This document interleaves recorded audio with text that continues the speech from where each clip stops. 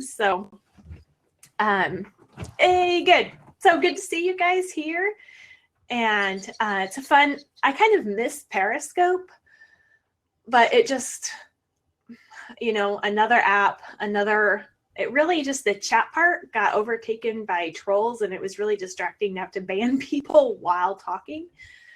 So this seems like a lot more manageable and doable, and I can share replays over to YouTube really smoothly. So this is what I'm hoping would be kind of the Periscope replacement. I was just thinking while I was setting up, it's like I have the audio blog, and maybe these will start to become a regular sort of video blog out of all the avenues.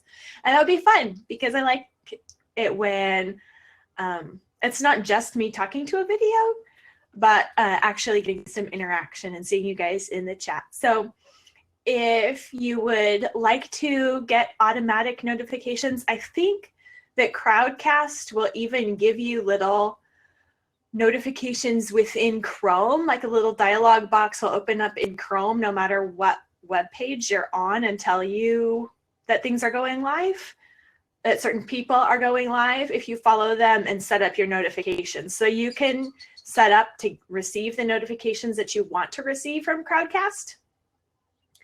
And you can hit follow me somewhere on here. I'm not exactly sure where it is. I followed someone, but now I don't remember where it was that I saw how to follow someone. Maybe you click, if you see my name somewhere, maybe you get to follow.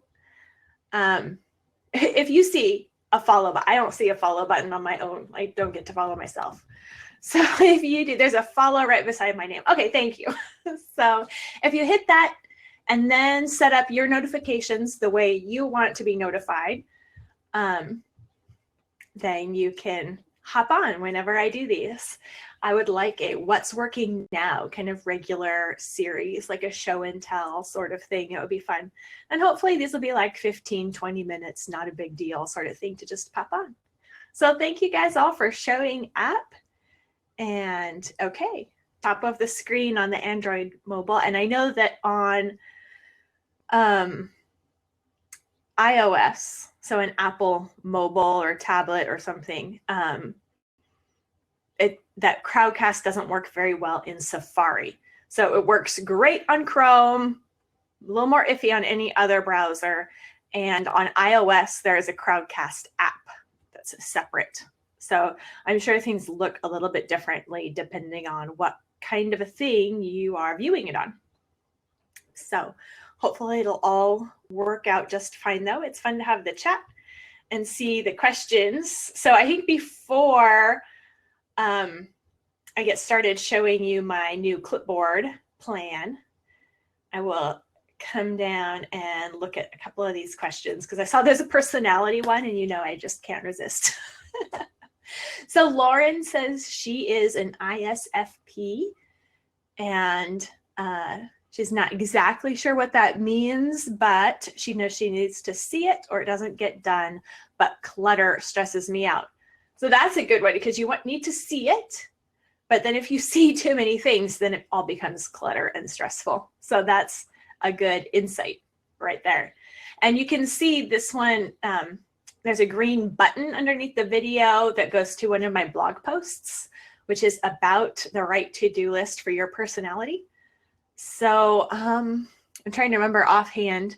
I don't remember offhand what I said for ISFP, except that it's not just seeing it that helps, but the look of it, like the visual aesthetics of what you're looking at really matters. So that's why the difference between seeing it and clutter is visually overwhelming or just maybe too utilitarian looking or overly functional. Like as an INTJ myself, and an ISTJ would be this way too. If it's functional, it's good. But an ISFP is very visual, and so it has to look nice and appealing. Even setting up a little desk corner sort of thing, it has to be beautiful to kind of draw you in. So just kind of taking that into account when you're choosing the kind of planner or setting up your planner page and what it should look like. Like I want mine to be super functional, super, easy to just look at and go. But someone else might want some color, lots of washi tape, lots of decoration or whatever. So just knowing the style that appeals to you can make a difference, because if your to-do list appeals to you, then your extra viewers today. If your to-do list appeals to you, you're more likely to look at it, and it's really looking at the list that makes it the most useful, the most beneficial. Yes. So it's not maybe procrastinating, but trying to figure out how to arrange it so that it draws you in and is beautiful and attractive to you. Okay, shoot, this will only be 10 minutes. You can wait. Let's see, second question. I'm currently revamping my planning combo of things, trying to set up a sort of GTD that will work for me at home, side business, homeschool, house. Does what's working for me now incorporate GTD? Yes, it does. I love GTD. I'm not super strict with it, but the principles that I learned when I read GTD, and I've read it several times, I'm really using their categories to set up anything. That's why it's like set up with a brain dump. That's the first step, is a brain dump. I got that from GTD. And then those categories of, is it a project versus a task? A project is anything that's going to take multiple tasks to get done. And it makes a big difference having those different categories, because if you set up, or you just put a project down as a to-do item, you get those roadblocks that really stop you short because you don't really know what's next. So getting really clear on what's the next step to take makes a big difference in whether or not your to-do list functions for you. So actually, that's a good transition into showing you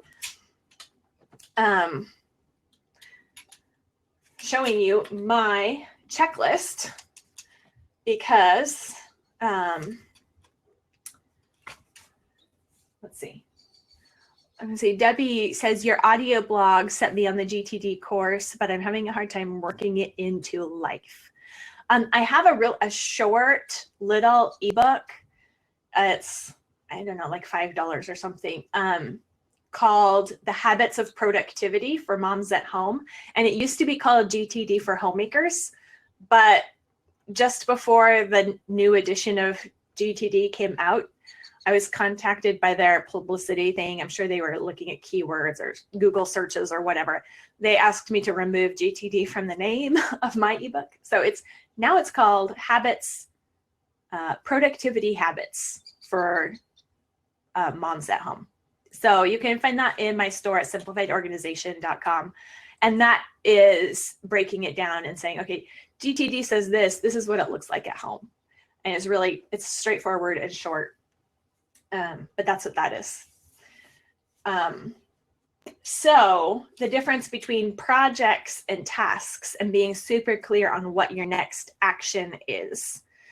I have, this is my paper to-do list. It's on a clipboard. And this is a cool clipboard. I mean, it's purple, of course, but it closes. So then this helps with that visual clutter sort of thing.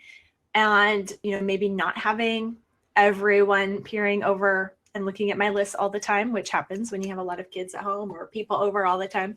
This makes it easy to put away and kind of out of sight. Out of sight isn't good if you're trying to get things done, because it's seeing the list that makes it functional, but this makes it less visually cluttered, like the countertops, less visually cluttered, and makes it easy to just close it up and stick it up in my command cupboard sort of area where this gets put away.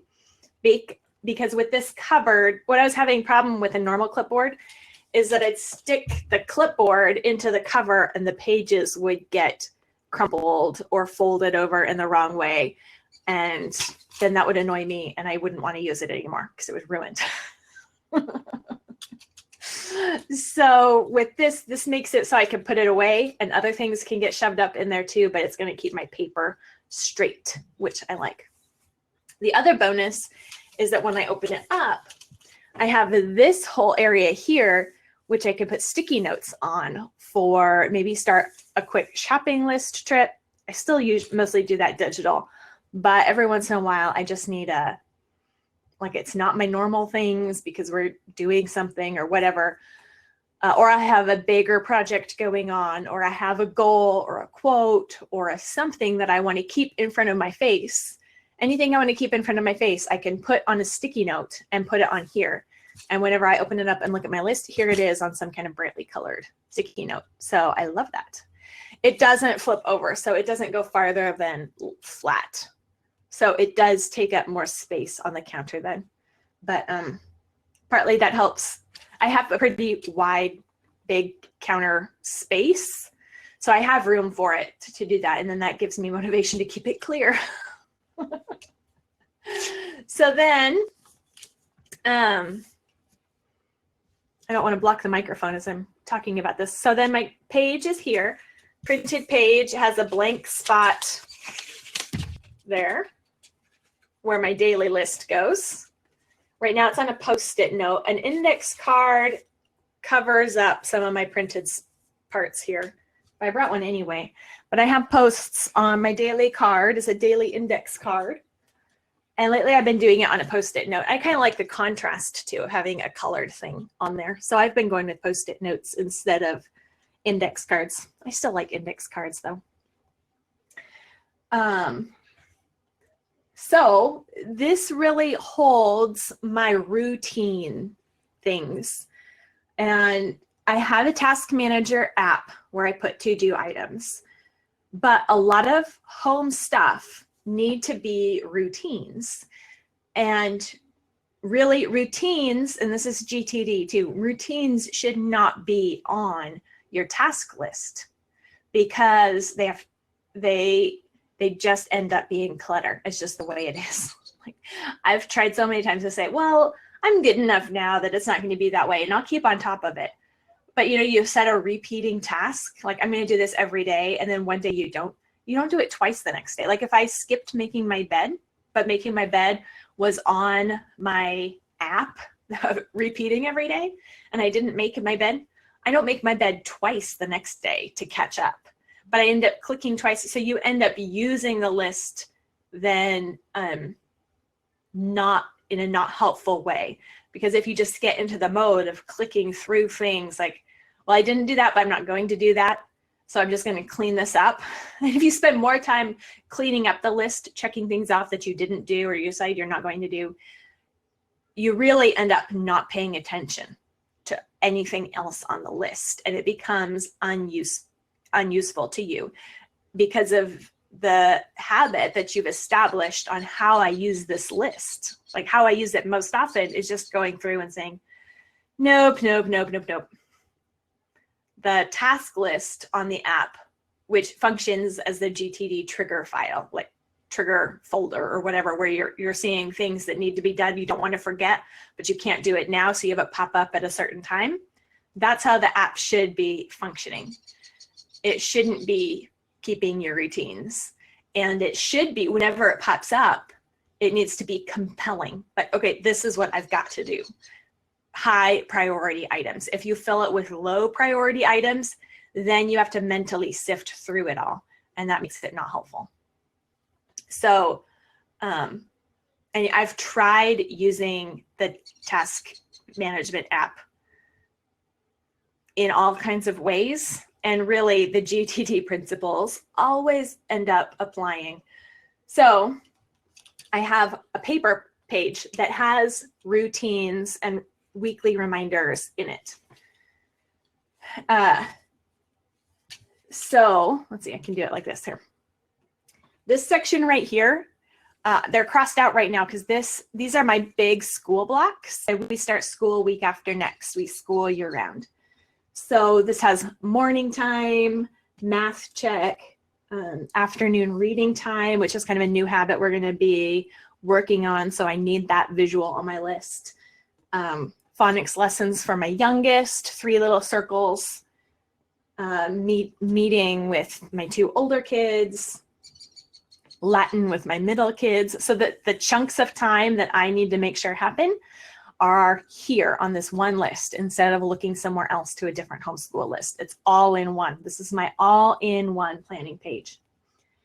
Then I have, this is MTW RFS. So for day of the week, there's a row for each day of the week. And I have health habits here, like getting my 10,000 steps, drinking all my water, tracking what I'm eating, that kind of thing, where if I was doing it, then maybe I would lose weight, but I haven't been doing it, so I haven't been losing weight. I don't know how that works, right? I added a section here for showers to keep track of making sure everyone's showering often enough, and often enough for teenage boys is every day. So this is just a reminder, like I need to be keeping tabs on that and not trusting them that they're taking showers when they need to, but actually saying, hey, did you take a shower today? Or saying, hey, nope, you can't play computer this evening until after your shower. So showers there. I'm doing Sweep and Smile right now, a kind of program that I'm running, but also keeping track of home routine apps. So my morning routine, little items are here, and there's just letters there as a shortcut. So C is counter, S is sweep, M is mop. So it's in a very small little space, but it's enough reminders like, oh, I know what that means. Yeah, I know it's a bit blurry here. Let me see if I can get it closer. Yes, they all have circles to check off and fill in, kind of like an achievement test. Here. Achievement test bubbles, they're kind of like that. And that's a special character that I use. So you can see it there. Showers and kids' initials. My morning routine and my evening routines. EHAP routine, kind of a daily focus for housework. When I need to work on online, that sort of thing. Yeah, a capital O does work also. Yep. So the section there, I have week's goals. And so I make those as a sentence. Yes, there will be a replay, and it'll be on YouTube also. So for weekly goals, I put a sentence on like this says, finish school preparations. Like that's what I'm going for. But that's not something I can do and check off. There are multiple steps that are involved in having that done. So there are different tasks, with those little O's. Let's see here. Get the morning time pages finished and put away. I have a bunch of extra ones that we aren't using this year. Get some class planning done for my classes in the fall. But the planning, I needed more outlining there. So the different steps are set as tasks. And then at the bottom, I have more of like weekly. I print this off every week. So on my master, this section down at the bottom is blank and I fill it in.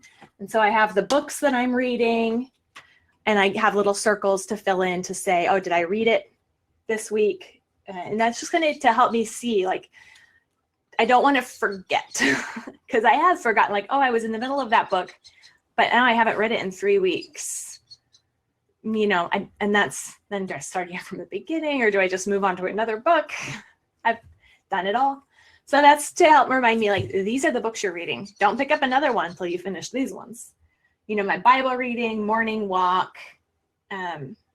I put pre-reading items down here, although I'm just starting that this week. Home work, housework tasks that I want to get done this week. And then online things that I want to get done this week. Like this week is recording podcasts.